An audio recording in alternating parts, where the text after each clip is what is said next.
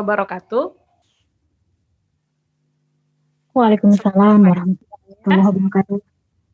Ya, sebelumnya saya mau cek suara dulu. Apabila suara saya sudah jelas, tolong kepada para peserta untuk mengacungkan jempolnya.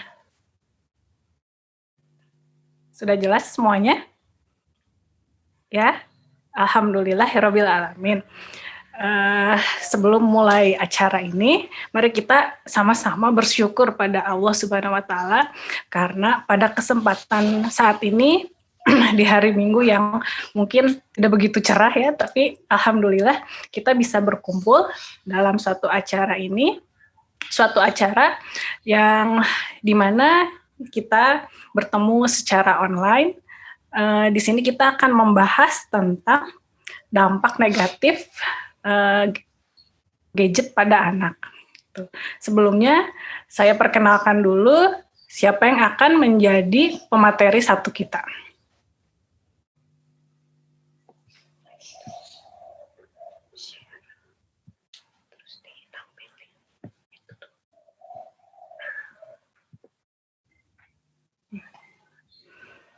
Saya bacakan dulu. Sudah muncul belum di screen teman-teman, sahabat semua? Jika sudah muncul, bisa aktifkan jempol ya. Sudah muncul semuanya? Ya, saya akan bacakan. Nama pemateri kita kali ini adalah Teh Mutia Dwi Santika, MPSI Psikolog, yang bertempat tanggal lahir di Bandung tanggal 8 Agustus 1989. Statusnya saat ini sudah menikah dan alhamdulillah diamanahi satu putri. Riwayat pendidikan beliau di SD-nya SDPN Sabang Bandung, SMPN 14 Bandung, SMAN 20 Sarjana Psikolog dan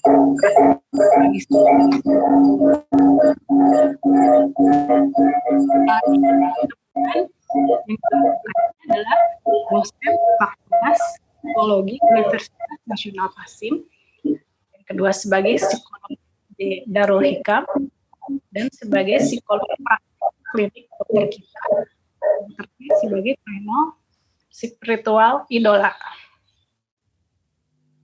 Berikut untuk mengefektifkan waktu, mari kita langsung kepada moderator kita. Kepada pemateri kita, mohon maaf. Dipersilahkan.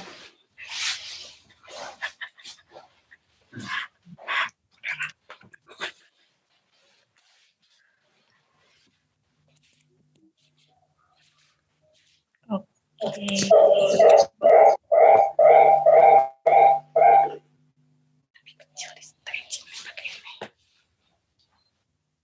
Saya izin pakai earphone dulu ya, biar audionya bisa lebih jelas.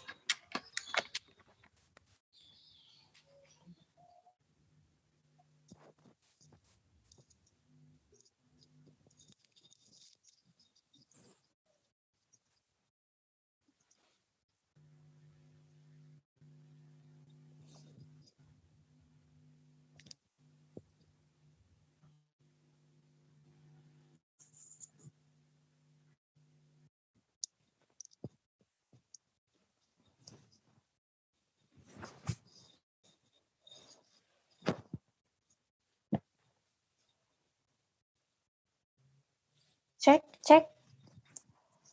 Sudah terdengar belum ya suara saya? Sudah jelas belum ya? Coba panitia boleh bantu? Ada panitia di sini? Sudah jelas belum suara saya? Hadir, Bu. Sudah jelas. Sudah jelas ya? Oke, kalau sudah jelas, alhamdulillah kita mulai saja. Bismillahirrahmanirrahim. Assalamualaikum warahmatullahi wabarakatuh.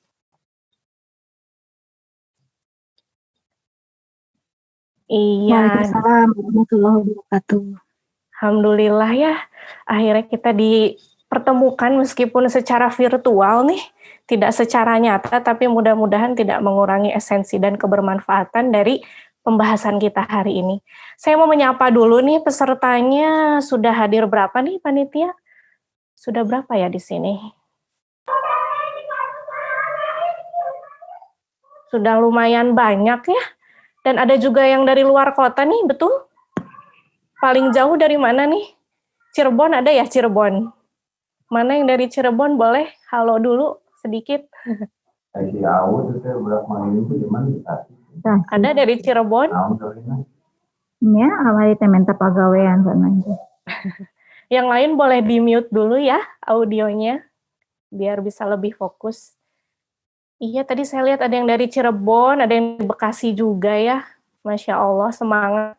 Hari Minggu pagi yang mendung sih ya, kalau di Bandung mendung, tapi di sini bunda-bundanya masih pada semangat, alhamdulillah. Nah, jadi hari ini kita akan membahas tentang dampak negatif gadget ya. Di sini saya share dulu screen-nya.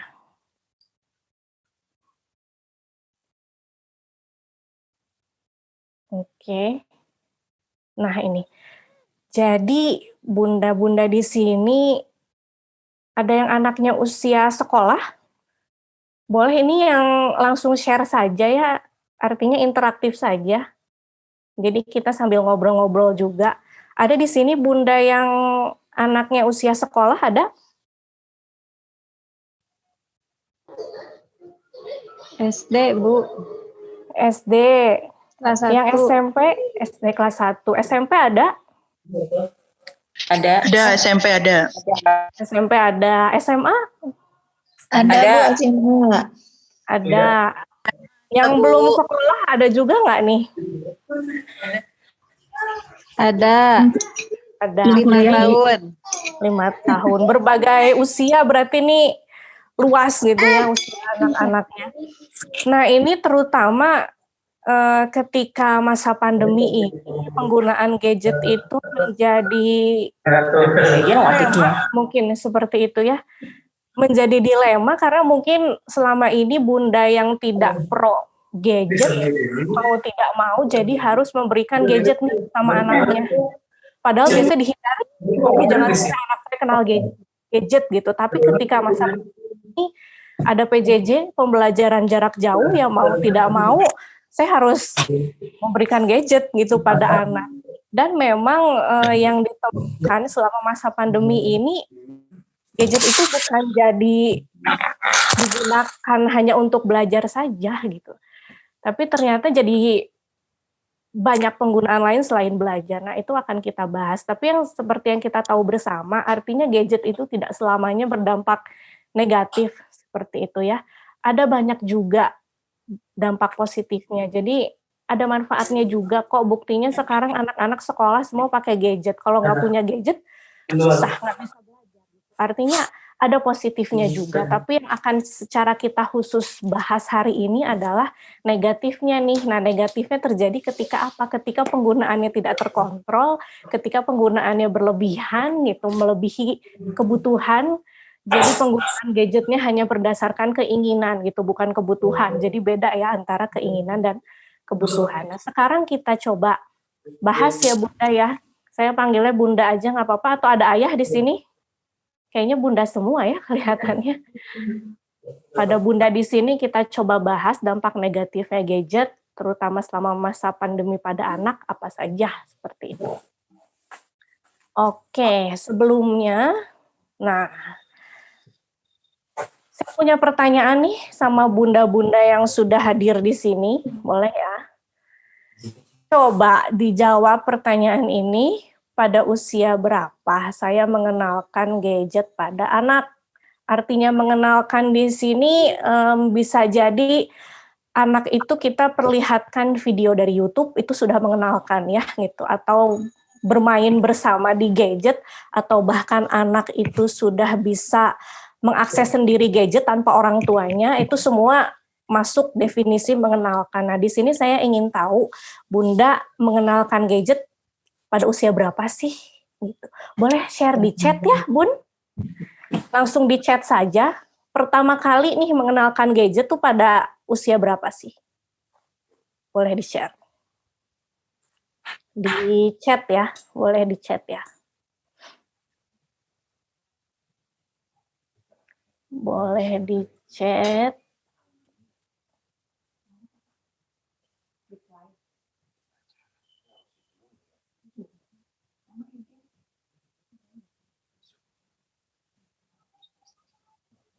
Sudah semua di chat?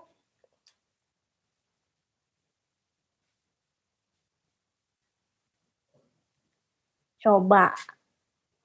Yang lain ditunggu, Bun, yang belum. Ada yang 6 tahun ketika masuk SD, 5 tahun SMP, 2 tahun SMP, kelas 7, mulai kenal gadget usia 12, masuk SD usia 2 tahun, 3 tahun, 13, 5 tahun, 6 tahun, 3 tahun, 6 tahun, 15, beragam ya. Jadi ada yang ketika usia dini, ada yang sudah remaja juga pengenalannya. Ada yang masih mau share, boleh?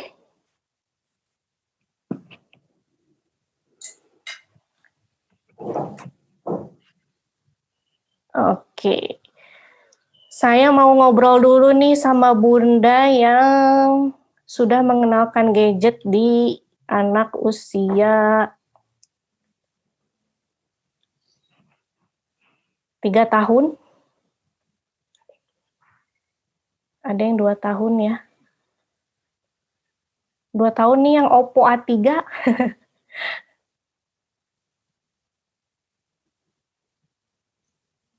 Boleh sharing? Ini Bunda yang pakai Oppo A3. Boleh sharing sedikit, Bun?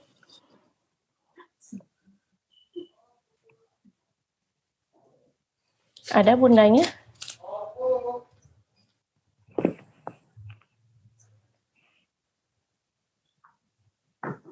Belum on ya?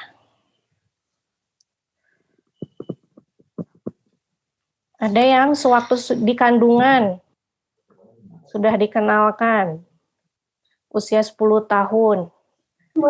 Jam ya. Iya, iya Bu, aku kenalkan 2 tahun. Ya, aku kenalkan 2 tahun ketika ingin memberikan pengenalan bentuk benda ataupun warna, Bun. Oke. Jadi dikenalkan lewat gadget ya, Bun ya? Ya. Siap. Nah, sekarang yang paling dewasa mengenalnya usia 15 tahun. MHV boleh? Share kenapa nih ketika 16 tahun baru dikenalkan, 15 tahun baru dikenalkan. Boleh sharing sedikit?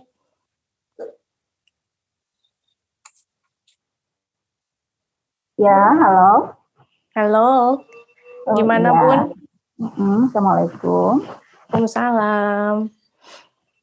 Karena waktu itu emang di usia itu anak yang pertama usia 15 tahun saya baru memiliki gadget. Gitu. Jadi dikenalkan karena waktu itu dia sekolahnya emang lumayan jauh dari rumah. Jadi untuk komunikasi saya belikan dia gadget yang hanya untuk komunikasi saja. Oke. Itu aja, Bun? Iya. Oke, terima kasih. Jadi itu ya, Waalaikumsalam, beragam gitu sebenarnya. Ada yang dari usia 2 tahun, tadi ada yang dari kandungan, ada yang ketika remaja baru dikenalkan, jadi macam-macam. Nanti saya akan sampaikan juga sebetulnya pada kelompok usianya, idealnya berapa sih gitu, berapa lama sih anak itu boleh mengakses gadget, dan apa yang sudah berlebihan itu dikatakan berapa lama gitu, nanti akan kita bahas. Tapi yang saya mau sampaikan kepada Bunda sekalian di sini adalah ini. Di sini ada survei ya. Surveinya dilakukan oleh KPAI. Jadi survei ini dilakukan baru-baru ini tahun 2020, yaitu ketika PJJ itu diberlakukan gitu. Jadi ketika masa pandemi jadi home learning semua. Nah, survei ini baru diberikan gitu. Nah, di sini kita bisa lihat ya. Ada presentasi yang sangat besar nih, sampai 79%. Ini ternyata presentasi untuk apa? Untuk orang tua yang mengizinkan anaknya menggunakan gadget dengan alasan selain belajar. Nah, jadi orang tua ini membolehkan anaknya boleh deh pakai gadget untuk selain belajar juga nggak apa-apa. Itu sampai 79%.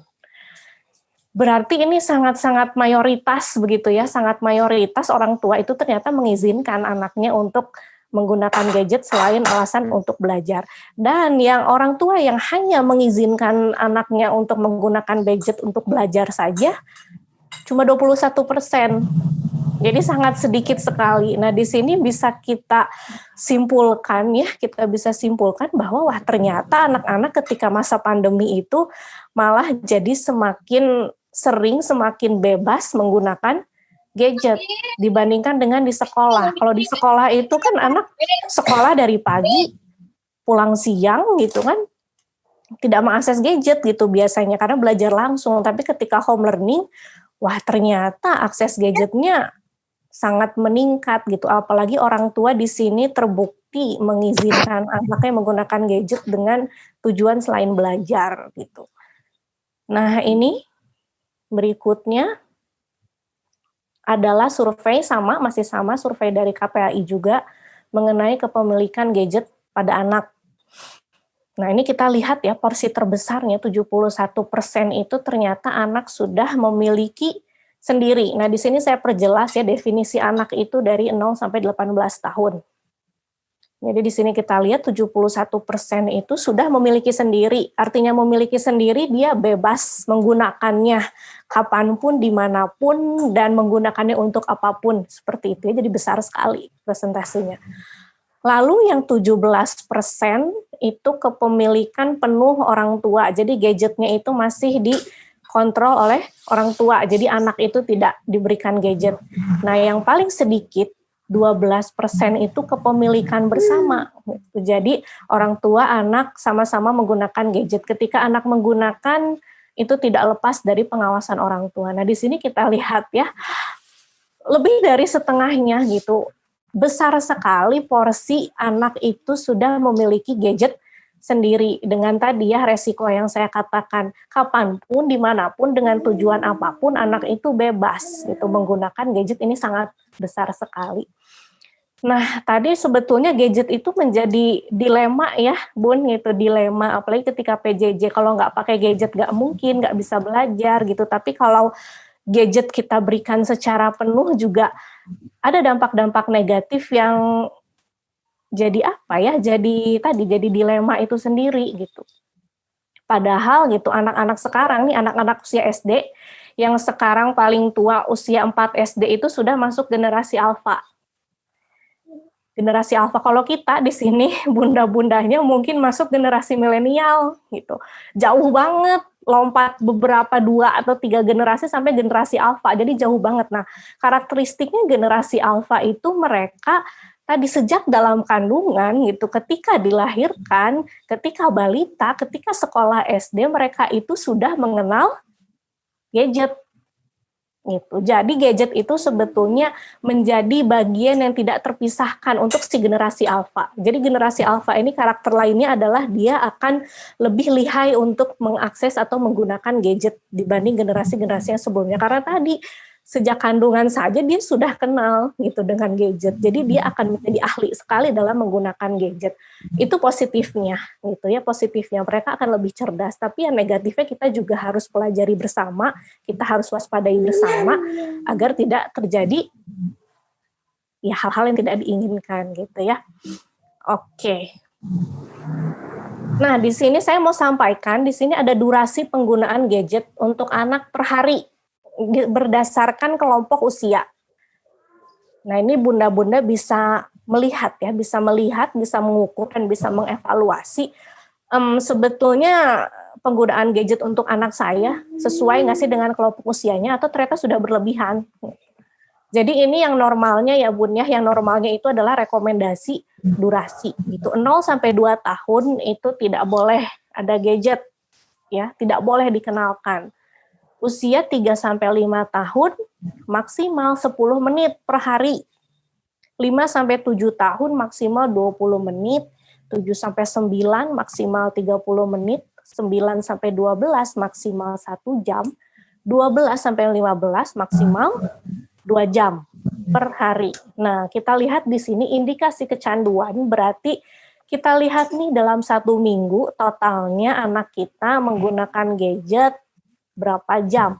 Kalau sudah lebih dari 15 jam itu sudah indikasi kecanduan gadget. Bisa jadi kecanduan itu kecanduan gamenya kah, kecanduan nontonnya kah, atau apapun gitu. Itu sudah termasuk indikasi kecanduan gadget. Jadi ya harus mulai menghitung, mengawasi sebetulnya anak saya penggunaan gadgetnya sudah berlebihan atau belum gitu. Tapi kalau saya pribadi, saya sih inginnya gitu ya, harapannya bunda-bunda di sini mengenalkan gadget ya tidak sedini mungkin gitu. Kalau bisa ya, anak itu sudah bisa membedakan mana yang benar, mana yang salah, itu baru deh kita kasih gadget gitu. Tapi kalau anak belum bisa mengenal mana yang benar, mana yang salah, tetap harus diawasi dan dibatasi penggunaannya. Oke, itu durasi penggunaan gadget untuk anak per hari. Lanjut, nah di sini kita mulai masuk ke dampak negatif apa saja sih gitu yang diakibatkan dari penggunaan gadget yang berlebihan. Kuncinya tadi ya, yang berlebihan.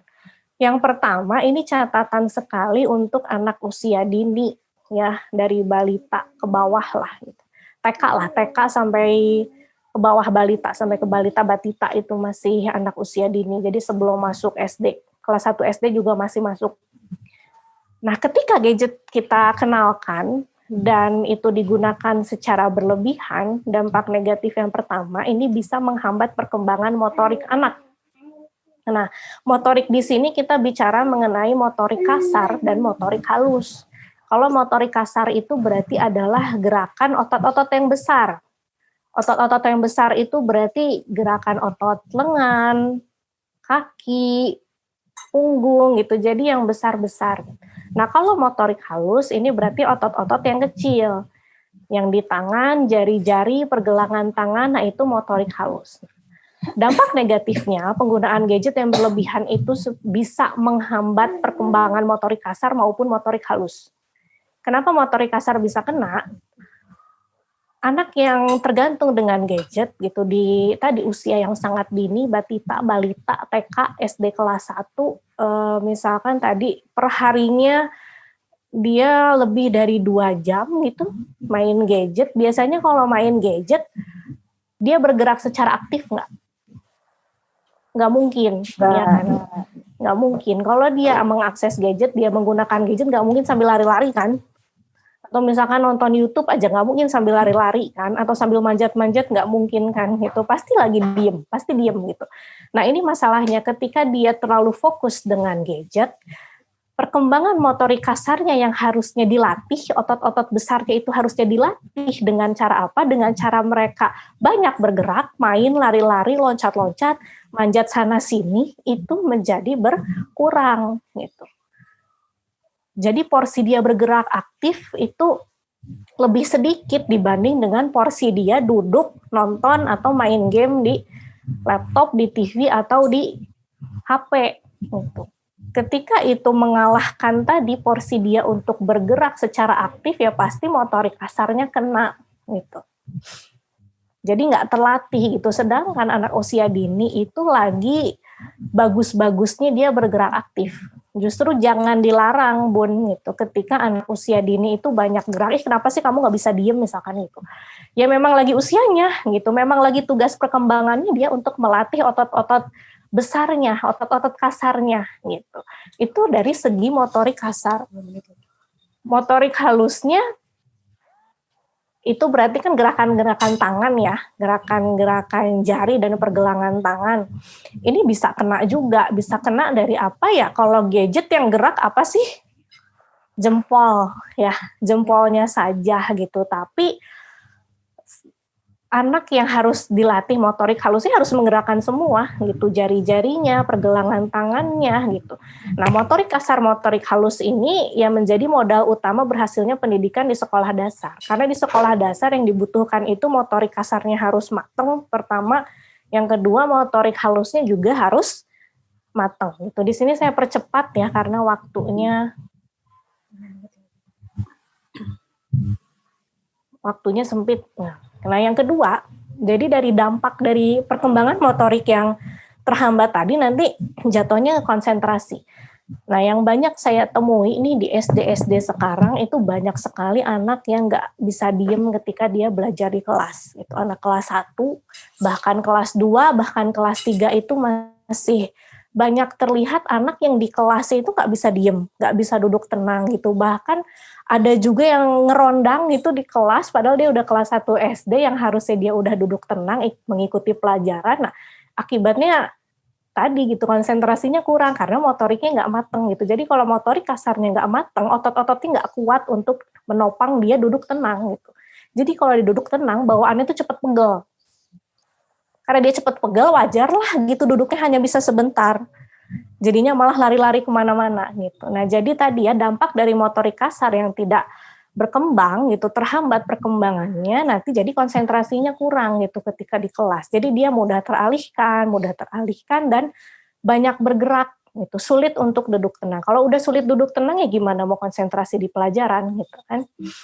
Oke, lanjut yang ketiga. Jadi dampak negatif ketiga adalah ini ngefeknya ke kemampuan sosialisasi anak. Tadi kalau anak itu sedang mengakses gadget, dia itu biasanya nggak ngobrol sama orang kan, gitu. Sendiri aja gitu, bahkan mojok gitu, sendirian buka-buka akses apa gitu, itu jelas akan mengurangi kemampuan sosialisasi anak. Sedangkan anak itu sedang usia golden age-nya atau masa emas ketika dia melatih kemampuan relasi sosialnya. Artinya dia harus banyak bertemu dengan orang baru, harus banyak berkomunikasi, itu akan melatih kemampuan relasi sosialnya. Semakin sering dia sendiri, semakin jarang dia bertemu orang, kemampuan interaksi sosialnya pasti nggak terlatih. Nah, yang paling penting di sini dalam sosialisasi sebetulnya itu bisa mengembangkan adversity question. Question itu adalah kecerdasan. Jadi mungkin yang selama ini Bunda kenal ya kecerdasan intelektual saja. Padahal kunci dari kesuksesan adalah adversity question. Jadi adversity question itu adalah kecerdasan anak untuk memecahkan masalah. Memecahkan masalah belajarnya dari mana? Dari lingkungan. Dari dia semakin banyak ketemu orang, dia akan ketemu banyak konflik, banyak ketemu masalah, dan di situ dia akan terlatih untuk menyelesaikan masalah. Kalau dia terlatih menyelesaikan masalah, itu tadi akan meningkatkan adversity quotient-nya. Jadi kecerdasan untuk mengatasi masalahnya akan meningkat. Justru itu yang pentingnya dari sosialisasi itu. Kalau dia fokus gadget, ya gimana mau meningkat gitu ya intelijensinya untuk memecahkan masalah gitu. Untuk melatihnya saja nggak ada gitu lapangannya. Itu untuk sosialisasi. Nah yang keempat ini adalah modeling. Modeling itu artinya adalah imitasi perilaku. Yang namanya anak, mereka itu banyak belajar dari lingkungan. Anak itu seperti spons, kita siram air, nyerap kan, semuanya diserap. Nah, anak tuh kayak gitu. Jadi, airnya itu adalah lingkungan di sekitar. Itu akan diatasi gitu. Dia contek gitu perilakunya. Nah sayangnya anak-anak itu kan belum mateng ya masalah benar salah, norma, moral gitu. Harus dikasih tahu orang tuanya, dia nggak akan tahu sendiri gitu.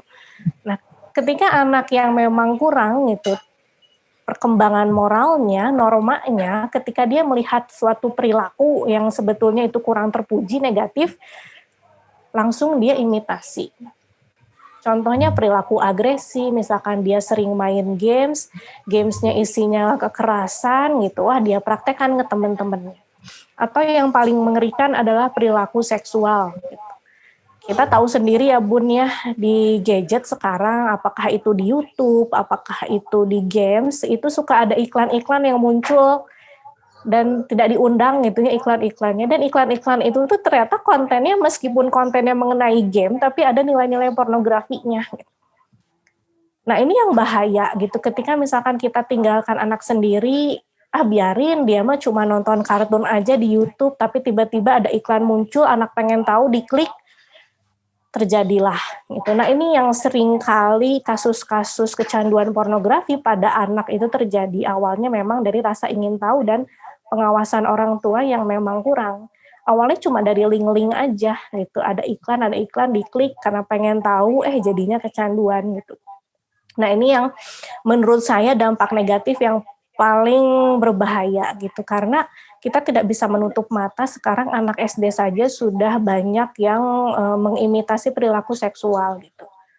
Jadi memang sudah dalam perilaku gitu, bukan hanya misalkan lewat imajinasi saja tapi sudah melakukan. Nah, ini anak SD, anak TK juga dilaporkan sudah ada. Nah, ini yang mengerikan. Kita lihat ya, seberapa bahaya sih pornografi itu. Ternyata pornografi itu bisa merusak otak. Nah, di sini saya uraikan alurnya itu seperti apa sih ya dari awal sampai akhir, kenapa otak itu bisa rusak hanya dari melihat pornografi.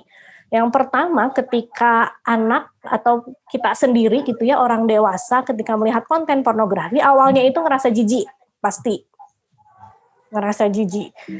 Tapi yang terjadi selanjutnya adalah jadi sistem limbik itu ketika melihat konten pornografi dia akan merilis atau mengeluarkan hormon dopamin. Dopamin itu tugasnya adalah membuat kita senang, membuat kita nyaman, membuat kita penasaran dan membuat candu. Itu semuanya dampak dari hormon dopamin. Jadi ketika melihat konten pornografi, hormon dopamin yang dikeluarkan sistem limbik gitu. Nah, selanjutnya otak mengingat bagaimana mencari kesenangan. Jadi otak itu sudah ketika saya melihat pornografi, saya merasakan ada perasaan senang dan nyaman. Jadi itu tuh direkam oleh otak. Nah, jadi apa yang terjadi ketika bosan, otak itu secara alami merekomendasikan cara mendapat kesenangan, yaitu melihat konten pornografi. Jadi kalau misalkan kita lagi bosan, lagi nggak ngapa-ngapain, karena otak sudah merekam, gitu. Merekam, waktu itu lihat ini dan saya merasa nyaman, jadi otak akan cenderung untuk merekomendasikan, lihat lagi deh gitu kontennya, biar saya nyaman, biar saya senang. Nah, selanjutnya si dopamin ini mendorong manusia untuk kembali melihat konten pornografi. Tapi meningkat dari segi waktu dan konten. Jadi misalkan konten baru lihat gambarnya saja itu sudah menimbulkan kepuasan. Tapi kalau lama-kelamaan itu sudah tidak menimbulkan kepuasan, jadi dia akan mencari konten yang lebih, misalkan video gitu. Dan dari segi waktu juga akan bertambah. Misalkan tadi cuma lihat gambar saja 1 menit beres, tapi karena lama-kelamaan itu sudah tidak memuaskan, ya akan mencari konten video lebih lama, misalkan 3 menit, lebih lama lagi 10 menit, setengah jam nonton film BF gitu. Jadi akan semakin parah gitu, dia mencari konten pornografinya. Nah, faktanya pornografi itu merusak 5 bagian otak, sedangkan narkotika hanya merusak 3 bagian otak. Jadi bisa kita simpulkan di sini, kecanduan pornografi itu ternyata jauh lebih berbahaya daripada kecanduan narkotika. Saya lanjut, saya percepat. Nah, ini ya, alurnya masih nyambung dari yang tadi. Nah, jadi secara alamiah, sistem limbik itu akan menyalurkan dopamin ke prefrontal cortex atau PFC. Nah, coba Bunda di sini pegang dahinya masing-masing. Nah, di dalam situ tuh ada bagian prefrontal cortex, jadi bagian terdepan dalam otak manusia. Nah, jadi si dopamin itu akan mengalir ke PFC. Jadi pada individu yang kecanduan pornografi, PFC-nya itu kebanjiran dopamin karena keseringan dirilis gitu, keseringan dikeluarin dopaminnya. Jadi si prefrontal cortex-nya kebanyakan dopamin. Efeknya apa? Si PFC itu akan mengerut dan mengalami kerusakan karena udah overload gitu ya. Nah, kerusakannya awalnya itu hanya mengurangi kemampuan konsentrasi. Nah, selanjutnya kerusakan yang lebih lanjut lagi adalah orang tersebut yang sudah kecanduan pornografi akan mengalami kesulitan untuk menimbang mana hal yang baik dan buruk. Juga kurang cakap mengambil keputusan. Intinya, kalau si prefrontal cortex ini rusak, maka manusia itu akan kehilangan inti kemanusiaan. Karena si PFC ini adalah bagian otak yang hanya dimiliki manusia, hewan. Jadi si PFC ini adalah satu-satunya bagian otak yang membedakan kita dengan hewan. Nah, ketika si PFC itu rusak, apa yang terjadi? Masih bisa disebut manusia atau tidak gitu ya pertanyaan. Karena ini efeknya jadi kesulitan menimbang mana hal yang baik, mana yang buruk, mana yang benar, mana yang salah, itu jadi nggak bisa. Kurang cakap mengambil keputusan gitu. Makanya tidak heran gitu ketika kita melihat ya konten-konten berita sekarang sudah mengerikan gitu. Isinya anak SD memperkosa gitu. Ini memperkosa itu bla bla bla bla bla, itu karena awalnya nonton video itu wajar terjadi karena prefrontal korteksnya sudah rusak. Jadi dia nggak bisa mengambil keputusan secara rasional, intinya begitu. Nah, faktanya otak yang rusak karena pornografi itu rusaknya sama seperti otak yang rusak karena kecelakaan. Gitu ya. Subhanallah, itu jadi sangat parah sekali gitu dampaknya. Oke. Nah, di sini ada kutipan hadis ya dari Abu Hurairah. Jadi setiap anak yang lahir dilahirkan di atas fitrah. Maka kedua orang tuanya lah yang menjadikannya Yahudi, Majusi, atau Nasrani. Jadi anak itu lahir semuanya suci, bersih, bagaikan kertas kosong. Jadi evaluasi lagi nih, kalau misalkan bunda di sini merasa, aduh saya nggak bisa ngatur anak, saya udah nggak bisa ngontrol anak, susah sekali gitu. Padahal kuncinya anak itu mau baik, mau buruk adalah bagaimana orang tuanya. Seperti yang di hadis ini ya gitu. Jadi orang tua yang menjadikan Yahudi, Majusi, Nasrani. Jadi baik buruknya anak itu gimana orang tuanya. Jadi mulai hentikan, misalkan bunda-bunda di sini sering berkata saya udah nggak bisa ngontrol anak. Jangan sampai mengatakan seperti itu karena kita sepenuhnya bisa gitu menjadikan anak itu akan dijadikan seperti apa sih. Nah, ini ada beberapa tips yang bisa saya sampaikan gitu.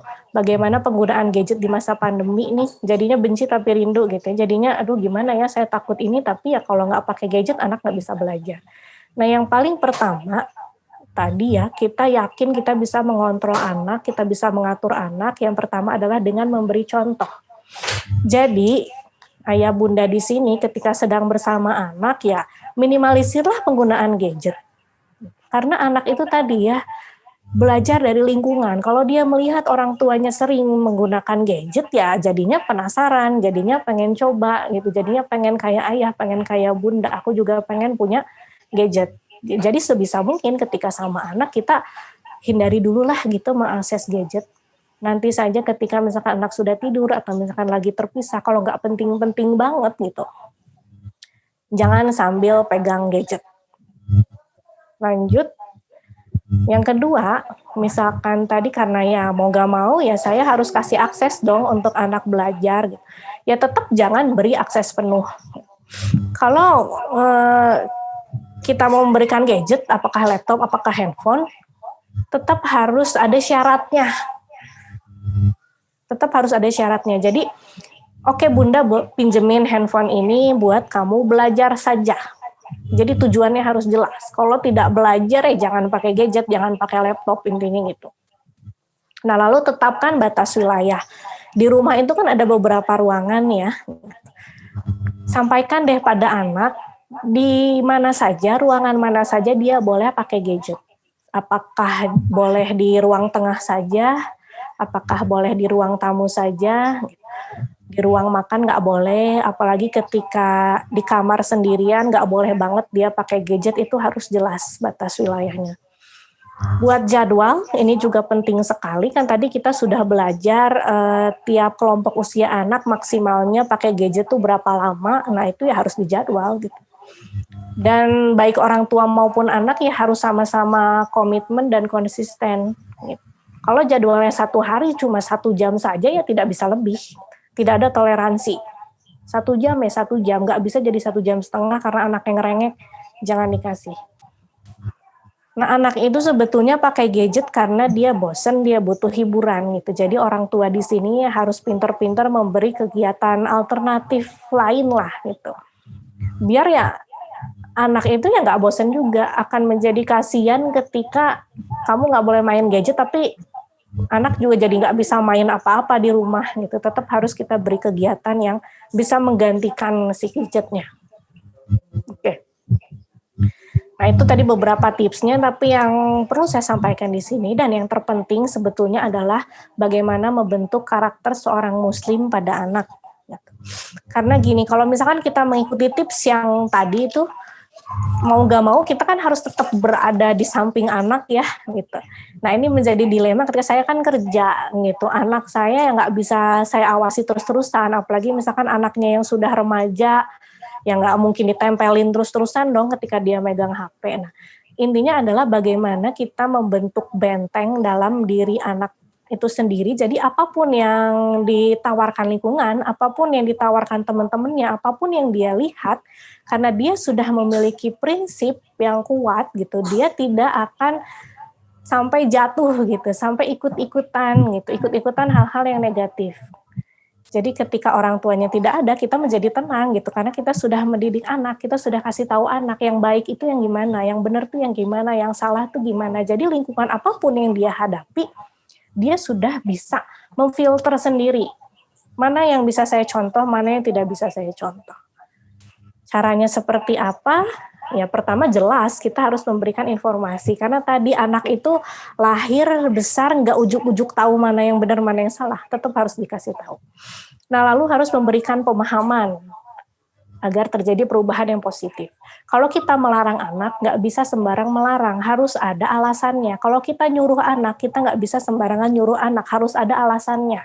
Kadang kita suka refleksnya, dek jangan ini dong, jangan itu dong gitu. Tapi anak itu nggak tahu kenapa dia nggak boleh melakukan itu. Nah ini yang harus dievaluasi, harus diperbaiki. Kalau kita mau melarang anak, harus jelas alasannya apa. Biar anak itu ketika dia tidak melakukan itu tahu kenapa. Oh kalau saya melakukan itu nanti begini. Nah itu. Lanjut. Tadi ya, contoh memberikan teladan, kita juga sebagai orang tua harus benar dulu. Nah, lalu menciptakan lingkungan keluarga yang melandaskan prinsip Islam. Karena tadi, si spons ini harus diberi air yang juga bagus.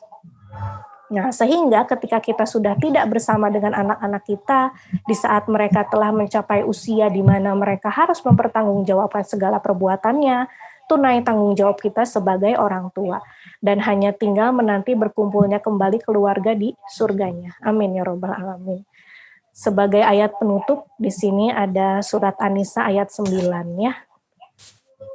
Saya bacakan artinya, dan hendaklah takut kepada Allah orang-orang yang sekiranya mereka meninggalkan keturunan yang lemah di belakang mereka, yang mereka khawatir terhadap kesejahteraannya.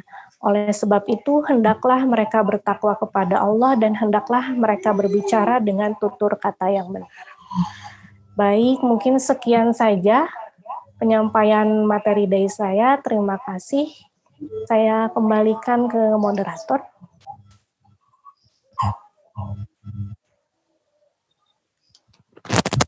Ya, alhamdulillahirrahmanirrahim. Setelah kita dengarkan bersama pemaparan dari pemateri 1 tentang dampak negatif gadget pada anak. Berikut ada beberapa pertanyaan ya yang saya bisa rangkum mungkin di dalam satu pertanyaan nanti akan dijawab oleh pemateri 1. Jadi yang pertama adalah bagaimana cara mengembalikan tingkat konsentrasi anak yang sudah menurun akibat dampak gadget. Dan yang kedua, bagaimana cara menghapus memori anak dari pengaruh tontonan pornografi. Ini sebenarnya ada 3 pertanyaan. Tadi pertanyaan pertama, memberi pengertian kepada anak bahwa pemakaian gadget itu banyak dampak negatifnya, sepertinya sudah dijawab tadi di pemaparan. Nanti bisa lebih lanjut kita konsultasi lewat WA group ya. Ya, baik begitu. Mari saya kembalikan kepada pemateri 1 untuk menjawab pertanyaan. Tadi yang pertama apa? Mengembalikan konsentrasi anak. Mengembalikan konsentrasi anak yang sudah menurun akibat dampak gadget. Menurun akibat dampak gadget. Ya berarti kita harus lihat ini sebabnya ya. Sebabnya anak itu berkurang konsentrasi apa sih? Kalau misalkan kita sudah telusuri, gitu ya, apakah tadi dari motorik kasarnya? Nah, motorik kasarnya ternyata kita lihat kurang berkembang, anak ini kurang aktif. Kenapa kurang aktifnya? Kurang aktifnya ternyata karena terlalu banyak main gadget. Nah, berarti ya harus kita minimalisir main gadgetnya. Kalau anak usia 1 SD, 2 SD, itu masih mudah ya, masih mudah bagi kita untuk mengupgrade kemampuan motorik kasarnya. Itu masih mudah. Tapi kalau sudah 3 SD, 4 SD, 5 SD itu bukan berarti tidak bisa diterapi ya, motorik kasar. Itu masih bisa diterapi, tapi akan menjadi lebih sulit, sesi terapinya menjadi lebih panjang untuk mengejar ketertinggalan perkembangan motoriknya. Jadi lebih mudah ketika anak itu kelas 2 SD, 1 SD, bahkan ke bawah. Makanya ketika TK itu kan anak banyaknya bergerak ya, karena itu untuk mematangkan si motorik kasarnya sebetulnya. Nah, jadi sebelum itu terjadi, ini yang masih punya anak-anak di usia dini, harus segera meminimalisir penggunaan si gadgetnya. Kalau yang sudah keburu terjadi, ya berarti tadi ya kita sudah analisis sebabnya kenapa, oh ternyata sebabnya karena gadget anak jadi kurang bergerak, ya segera stop atau kurangi. Kalau nggak bisa di stop banget, karena kita nggak bisa ujuk-ujuk nge-stop juga ya, harus secara bertahap juga. Awalnya memang harus dikurangi dulu, misalkan satu hari dia aksesnya 3 jam, kita kurangin dulu 15 menit, kalau sudah terbiasa kurangin lagi 15 menit, jadi memang ini panjang juga gitu prosesnya, tapi memang sebabnya ini harus segera diminimalisir, kalau bisa juga dihilangkan. Kalau ketergantungan sama gadgetnya sudah hilang, nah berarti PR kita selanjutnya adalah bagaimana mengupgrade di perkembangan motoriknya. Gimana caranya mengembangkan perkembangan motorik? Ajak main, ajak loncat, ajak lari-lari, ajak main keseimbangan, itu main engklek, sebetulnya itu aja. Kita ingin mendidik anak tapi dengan cara bermain. Jadi seiring kita memperbaiki motorik kasarnya, itu konsentrasinya akan lebih meningkat juga. Gitu. Itu ya untuk yang pertanyaan pertama. Yang kedua? Yang pertama itu ya. Yang kedua, bagaimana cara menghapus memori anak dari pengaruh tontonan pornografi? Nah, ini PR juga sebetulnya, karena image pornografi itu ada satu image dalam benak anak itu yang sulit dihilangkan. Jadi sekali dia lihat, itu image-nya itu nempel dalam jangka waktu lama. Itu. Jadi ketika dia diam, ingat lagi, oh video ini begini, oh waktu itu gambarnya begini, itu cukup lama nempel. Jadi yang pertama preventif dulu deh Bun. Belum itu kejadian betul-betul preventif, mengurangi tadi akses gadget, kalaupun harus pakai gadget kita harus full mengawasi gitu ya. Dan tadi yang terpenting juga kita harus menerapkan pendidikan prinsip Islam pada anak gitu. Jadi ketika dia melihat konten seperti itu ya, oh oke, gitu aja. Saya tahu itu salah. Jadi saya tidak akan mengimitasi perilaku tersebut. Tapi kalau sudah kejadian, tadi kita harus memberikan alternatif, apakah itu kegiatan atau image, atau buku, atau gambar, atau video, atau hal yang lain yang bisa membuat dia lebih sibuk. Gitu. Lebih sibuk, dia melakukan hal yang disukai, misalkan hobi, gitu, atau misalkan kita bisa ikut anak kita ke klub atau ke komunitas yang sifatnya positif gitu, di mana dia bisa sibuk di situ, di mana dia pikirannya bisa lebih tercurah ke situ gitu. Jadi akan tergantikan gitu. Si memori yang negatif itu harus digantikan dengan memori yang lebih positif. Caranya gitu. Jadi kita nge-replace aja, mengganti. Tapi kuncinya ini harus diganti dengan yang anak suka. Karena kalau anak gak suka juga malah jadi paksaan ya untuk anak. Ya jadinya anak gak mau melakukan juga, malah jadi timbul masalah baru gitu. Aku dipaksa nih sama Bunda untuk ngelakuin ini. Nah ini jadi masalah baru juga. Jadi memang kuncinya kita harus mereplace, mengganti memori image yang negatif itu dengan yang positif.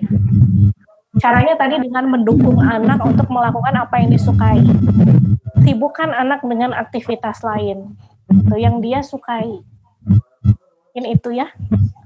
Ada lagi pertanyaan? Sudah. Bisa dilanjut mungkin di lain mulai. Terima kasih untuk kesempatannya. Dari pemateri 1 telah menyampaikan dengan begitu lugasnya, dan pastinya para bunda di sini masih banyak yang penasaran ya, banyak pertanyaan juga. Nanti kita akan melakukan lanjutan lagi, bisa di WA group atau via pribadi Japri, atau bisa nanti kita siapkan fasilitasnya. Dengan berakhirnya pemaparan dari materi 1 dapat kami simpulkan bahwa kita sebagai orang tua dalam masa seperti ini kita harus menanamkan prinsip Islam supaya dapat membentengi anak-anak kita dalam menghadapi berbagai mungkin serangan gadget yang nantinya akan memberikan dampak negatif pada anak kita. Sehingga anak kita dapat memilah-milih mana yang seharusnya dilakukan dan mana yang seharusnya tidak dilakukan. Kurang lebih seperti itu.